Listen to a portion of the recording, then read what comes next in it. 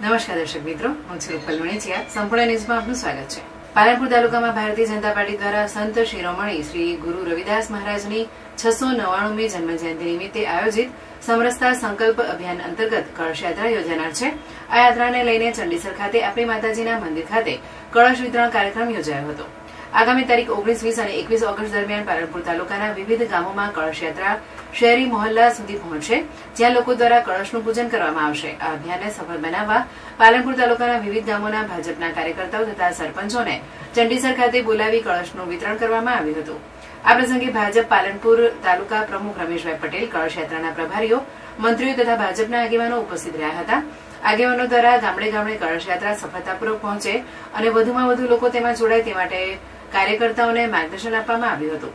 કળશ વિતરણ કાર્યક્રમ દરમિયાન સામાજિક સમરસતા, એકતા તથા સંત શ્રી ગુરુ રવિદાસ મહારાજના સમાનતા અને માનવતાના સંદેશને લોકો સુધી પહોંચાડવા સૌએ સાથે મળીને કાર્ય કરવાનો સંકલ્પ વ્યક્ત કર્યો હતો.